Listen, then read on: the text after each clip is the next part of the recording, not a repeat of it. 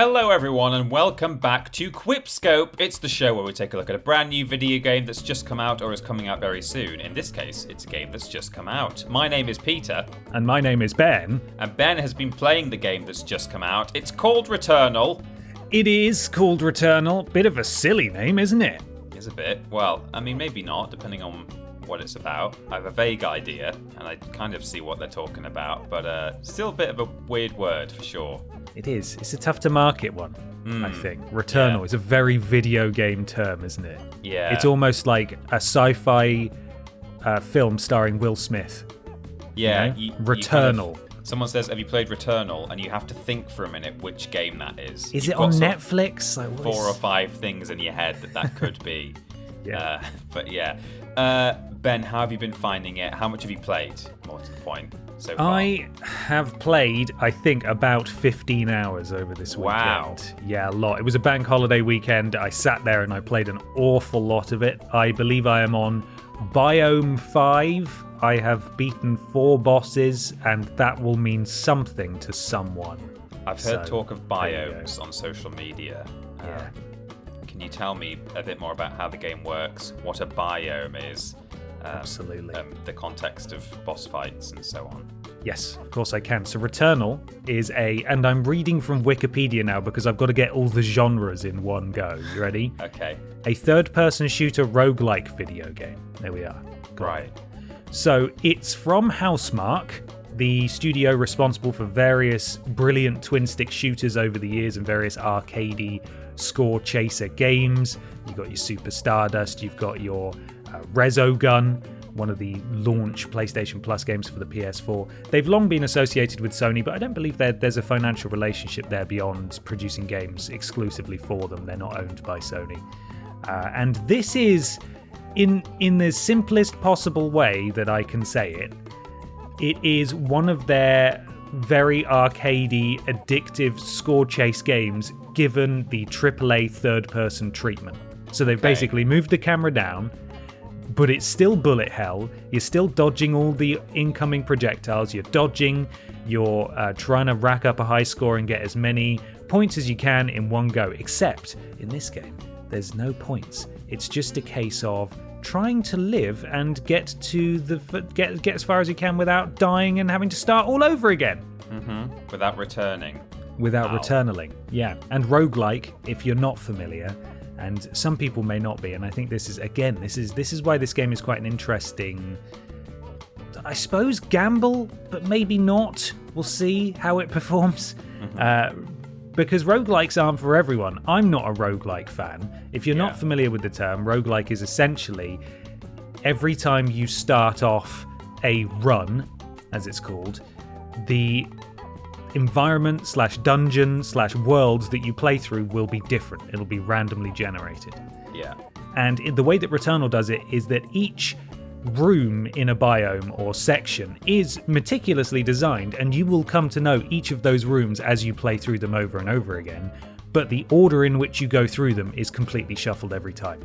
So you are very dependent on RNG, random number generation, the way that the video game cards are dealt, in order to basically have the stars align and things go very well for you. So you could end up pretty much right next to the boss room immediately. Or you could have to fight through every single conceivable room to get there. And it's obviously down to an immense amount of skill, and you do have to get good at the game in order to be successful. But largely you will find yourself cursing the game for providing you with a terrible run because they've just put you immediately next to a very tough room. And every time you start from scratch, Peter, you get your gun taken away and you have to start with the starting pistol. I'm wondering what the speedrun scene for this game will be like. I've never watched a roguelike speedrun before. I guess they must exist, but they must be a kind of a category of their own, really, given that the game can be so different every time. So I guess that's quite an interesting thing to think about. In terms of the reception of this game, it's not actually sold as well physically in its first week as one might expect from a game of this not necessarily scale, but it's been marketed reasonably well. People know about this. Why do you think that is?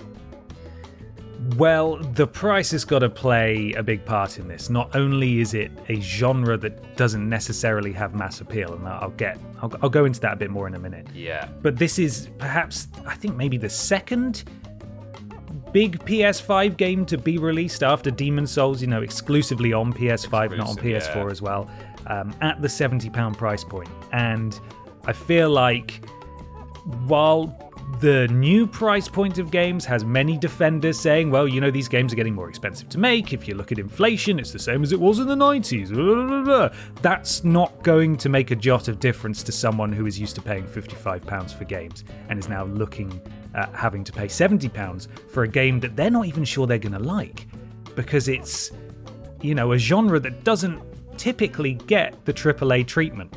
Yeah. And usually you're used to your indie roguelikes and your pixel art games would normally be the types of video games that you see in that genre. So I think it's a combination of factors.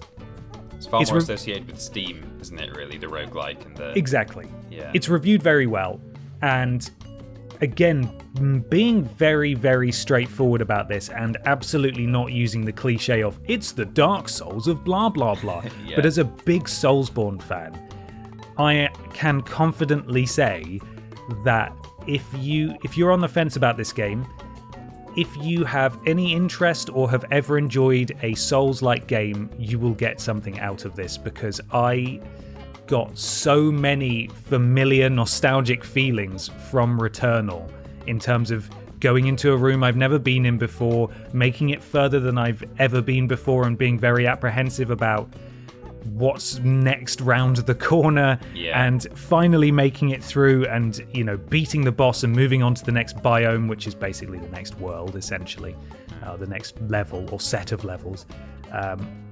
I was immediately taken back to my first time going through various Soulsborne games. There's very little crossover, obviously. Soulsborne games, you have the bonfires that you can rest at, which are essentially checkpoints. You can bank your souls that you get from killing enemies to level up.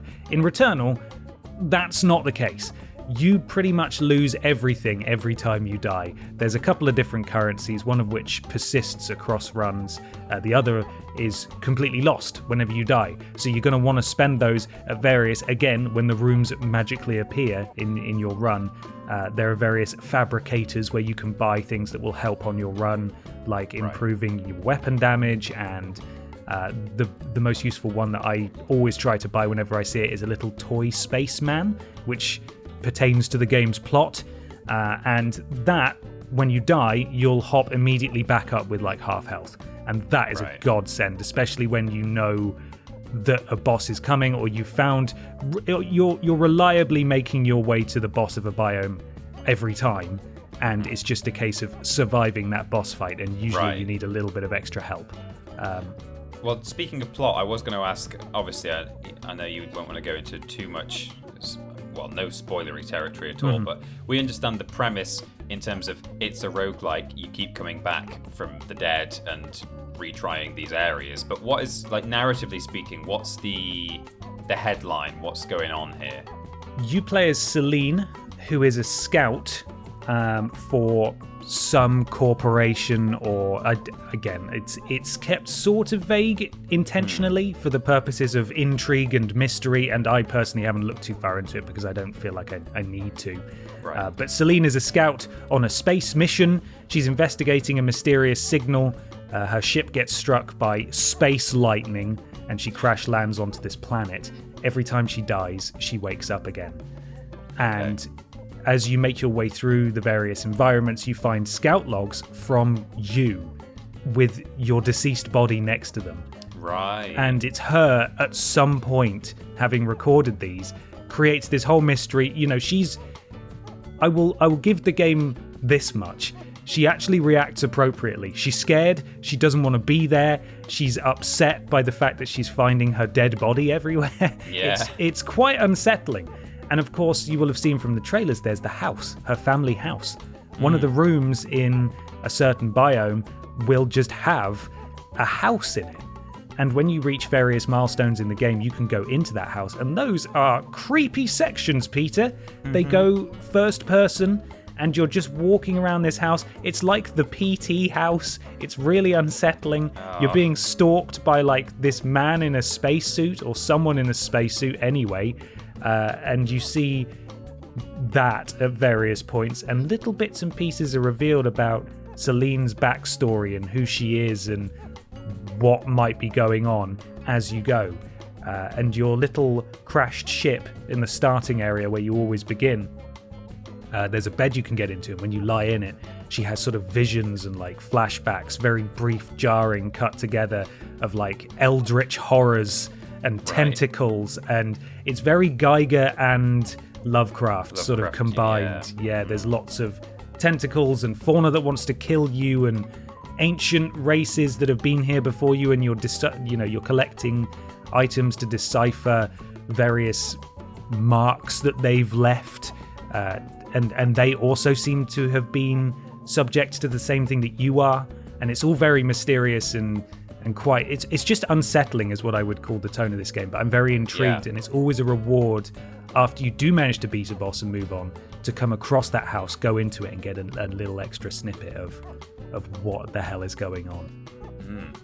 Very intriguing. Well, definitely, I think sounds like it will be appealing to lots of certain kinds of people. Like you say, there's a Soulsborne-esque comparison, not gameplay-wise, but almost thematically and atmospherically, and the roguelike scene as well. So I think there's lots of people who might want to give this a go who perhaps haven't done yet, because they may not have even been that motivated to look into it. If they took one look at it and thought, well, that's not for me because of this reason, perhaps there are other reasons that it will actually appeal.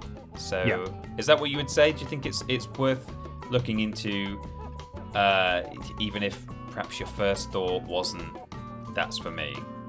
Yes, I would urge caution. Again, that £70 price tag I think is sadly going to be the real conversation piece here regarding this game, as to whether or not people even give it a go. This game is designed in its very DNA so that you will die, and you have to die. And if that frustrates you, then this game's not going to be for you. And again, that's, I suppose, another comparison to the Soulsborne series, in that game is designed around you failing, learning, and trying again. Except in this case, it's completely random in which order you will face the threats that you faced before. So sometimes you will have a real uphill battle, and other times you'll start it up and just fly straight through it. You'll immediately get a brilliant gun that you really like out of a chest, and you'll just be away, and you'll be sorted. So yeah, this is not going to be for everyone, and I would recommend that people look into it if they are even vaguely interested, because Housemarque always made brilliant arcade shooters, and it has adapted, I think, fantastically to a third-person perspective. It feels great to play, it looks gorgeous, it sounds amazing, and the haptic feedback on the PS5 DualSense is unreal. There's a bit in the opening cinematic where her spaceship flies across the screen, and like a 4D cinema ride, you can feel the spaceship vibrate from one side of the controller all the way to the other in your hands, and it's the most surreal thing. It will do little pitter-patters when it's raining. It's brilliant. It plays so well. It's just the genre, and the fact, I think a lot of people have had issue with the fact that there's no checkpointing or mid-run saves. I know some people, I think, is it Donkey, on the YouTube man? He posted a tweet. He put his PS5 into rest mode. It gives you a little warning when you first start up, like if you quit out, you will start again. It will be a new run, just so you know. And so it recommends you put the console into rest mode. And unfortunately, the game updated while it was in rest mode, and he started it back up to be greeted with a message that says, the game was updated while in rest mode. It has now been closed. So there are some headaches there, and I do understand those, but it is perfectly achievable to make it through this game. I know the fact that starting from the beginning can be an incredibly disheartening idea. And there's a lot to learn, but as you get used to it and you learn what to look out for, it starts to all fall into place. And it is a case of you fighting your way all the way through the first biome to beat the boss. Then you get a key to access the next area. But the portal to the next area is again in one of those random rooms. So it then becomes a case of making your way through the first biome to find the room to get you to the next biome rather than trying to fight a boss. So your priorities are always shifting, but there's always some element of kind of shortcut that will exist to get you back to where you were. And when those revealed themselves to you, suddenly you just, or at least I did, got sort of a second wind. Like, oh, okay, that's how this works. That's cool. I understand it. I would say it's frustrated me and thrilled me in equal measure. I've really enjoyed it, and I get an immense amount of satisfaction from playing it. But again, it's just not going to be for everyone. I think it's a really good game. But it's fascinating to see this genre done with such a budget, but it's still that price point, and just the genre and the gameplay is I think just inherently going to put people off. I do think Returnal is a phenomenal game though, really, really good. We'll have to see how Deathloop compares, which though not the roguelike genre, also seems to have that kind of death, respawn, learn as you go from your mistakes kind of idea. I'm not sure when that's due out, actually, Deathloop. But, I think it was recently delayed, so... Yeah, it was. Yeah. Some point this year. Well, thanks very much for those insights, but leaves us just enough time to say Returnal, more like Eternal, because I'm just undoing the pun that they've... More like returning eternally, you know? Yeah, That's what happens in the game. That's good. Thanks. Returnal, more like reburned all, because you get all the way to a boss fight and then you die, and then you're there with the starting pistol and none of your temporary upgrades to your character, and you have to begin all over again. Been burned away, yeah. Yeah. I like that one. I mean, I also don't like it. No, yeah, I didn't think you would. Have to live with it. You will. Well, thanks very much, everyone, and stick with us. We'll have more QuipScopes as and when they are required. Doubtless the next one, I'm sure, will be Resident Evil, so keep your eyes out. Absolutely. See you next time, everybody. Bye. Bye-bye.